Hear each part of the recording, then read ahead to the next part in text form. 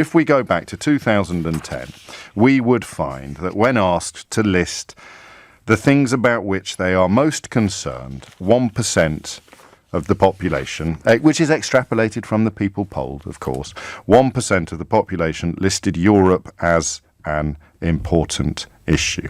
Okay? Immigration was there, and obviously part of the answer to the question I'm about to ask you will be the tying together of those two issues. That is surely the point, and so the 1% becomes slightly misleading. It includes immigration. If you were to add immigration to Europe, the figure would have been much higher. But that means that in 2010, people weren't linking the two. If you fast forward to 2014, when we had some European elections, only 8% of the population identified Europe as a concern. So the short answer to the question I'm about to ask you is that people who were concerned about immigration were persuaded that leaving the European Union would address their concerns. I don't know if anybody still believes that, actually. I mean, statistically, it's very, very hard to sustain. But we're going to have to pretend for at least one generation that it's true, because the alternative is to admit a mistake. And the chance to admit that mistake expired in December of 2019. So what happened?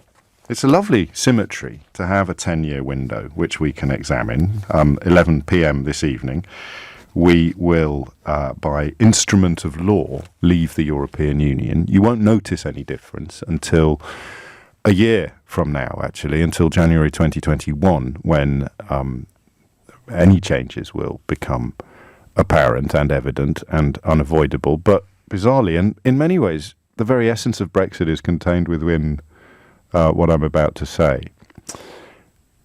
Bizarrely, we don't know what's going to happen then either, because the crucial bit of negotiation is supposed to take place in the next 11 months. Or, I mean, it can't start just yet, because obviously the timetabling and the sequencing is set by the senior negotiating partner, and that ain't us, and that really just is a statement of fact, sadly.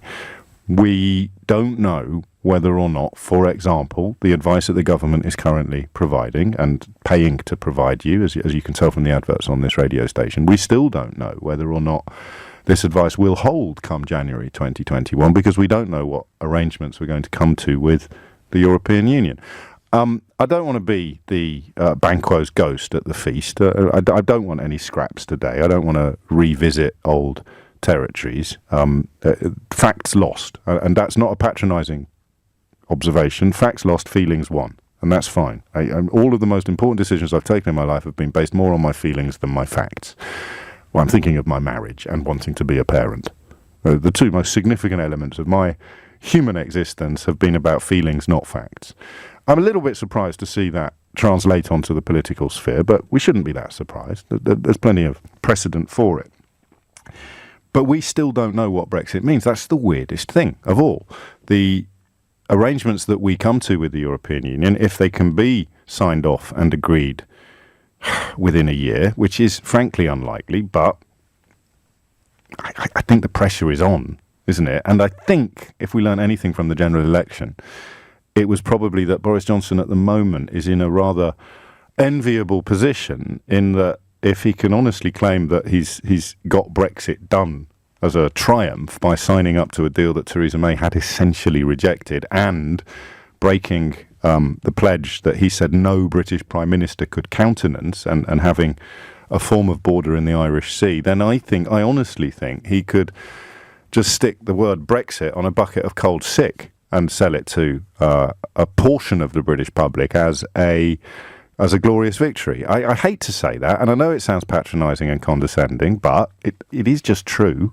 If you fell for the Get Brexit Done line, the idea that you're going to be sceptical when you're told that Brexit's all gone brilliantly, well, okay, so what are we looking at? Well, almost certainly we are looking at slower growth, but you won't have it described to you as slower growth. You'll have it described to you as growth.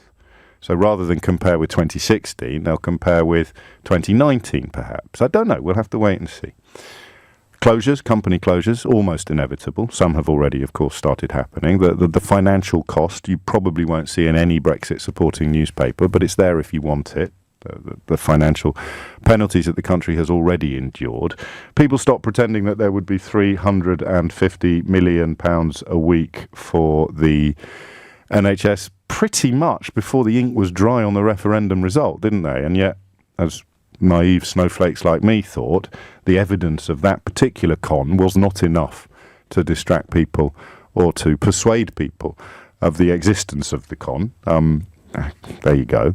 And of course, we are being asked today to celebrate the surrendering of freedoms that we've enjoyed for the best part of 50 years, which is odd. I mean, I get that you can celebrate somebody else losing their freedoms. What are you celebrating today? Well, that French person can't come and live in London anymore without having to jump through as yet unspecified hoops. Okay, right. But you can't either. Doesn't matter. I loved one of Nick's later callers in the programme talking about the role that language has probably played in this process. It's something that has occurred to me, but I haven't articulated it as well as he did.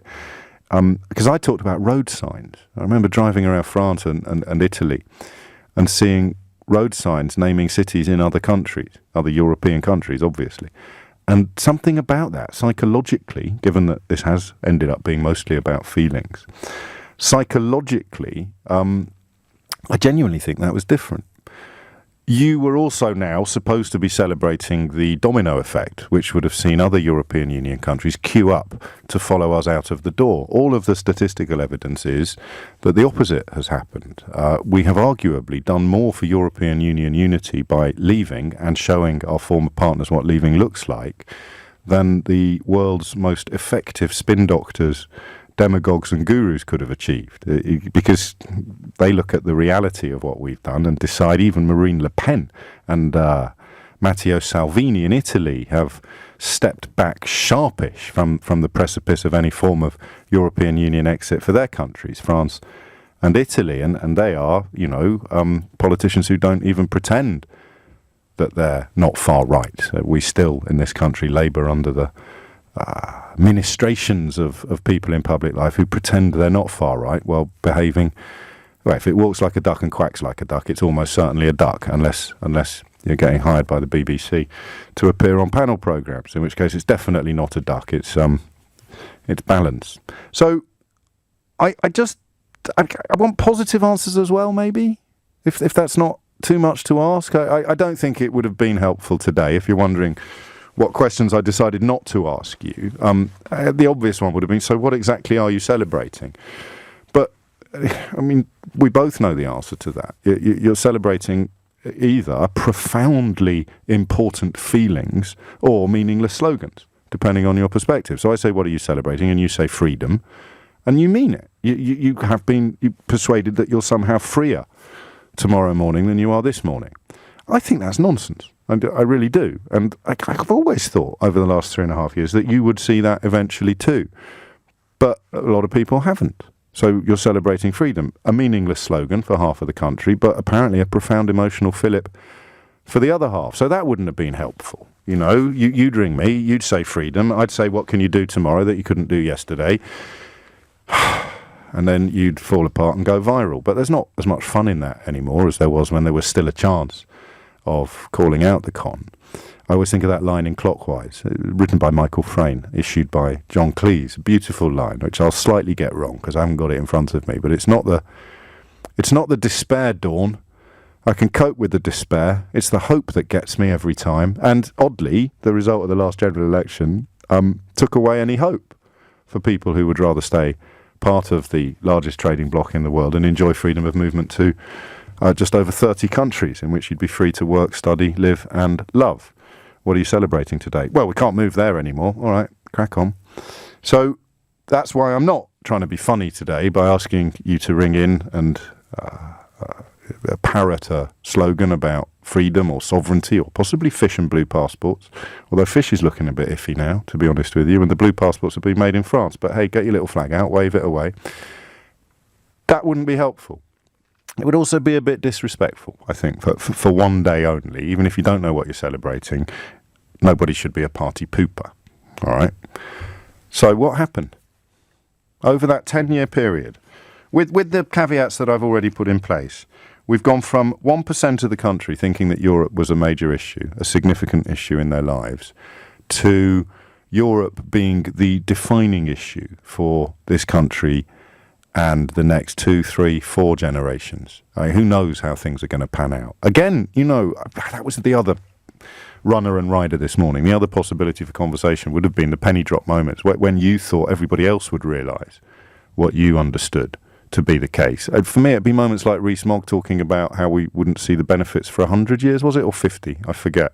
Those were the moments where I thought, well, hang on a minute, even the cheerleaders now are having to climb down from their lofty claims. Remember when I used to sit here and read out those long lists of lies, of claims made by everybody from David Davis to Liam Fox to Boris Johnson to Michael Gove, and they were rendered untrue within weeks of the result coming in. And I mean, I can't complain too vociferously because it's obviously worked wonders for my life and career, but I did honestly think that there'd come a moment where the scales tipped. It will be the easiest deal in human history. That we will hold all the cards. They'll be queuing up to do deals with us. The morning after the result, we'd go to Berlin, not Brussels. I mean, the ignorance. The picture of David Davis with a big grin on his face and no notes on his table.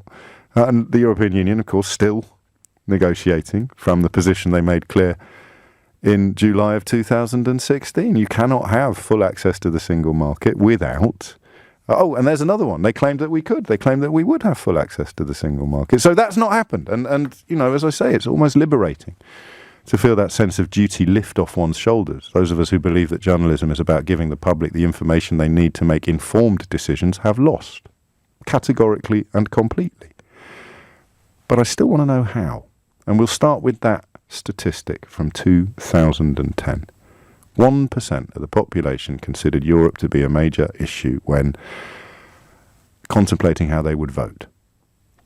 Today, Europe has, depending on your perspective, either seen as jump off gloriously into the dark that will soon be untrammeled light, or it's seen as undertake an act of epic and unnecessary self-harm. So what happened in that 10-year window? I know it's actually a 6.5-year window, really, but give me a break. I like the symmetry of the decade. Give me a ring now. You will get through. 0345 606 0973. I would urge you to ring in if you are working on an answer akin to, well, we woke up to the truth or something. I was one of the 1%, and thank God everybody now sees it like we see it. I'm going to do my best not to revisit or reopen old wounds for people who are now pretending that they voted for something that was never going to happen.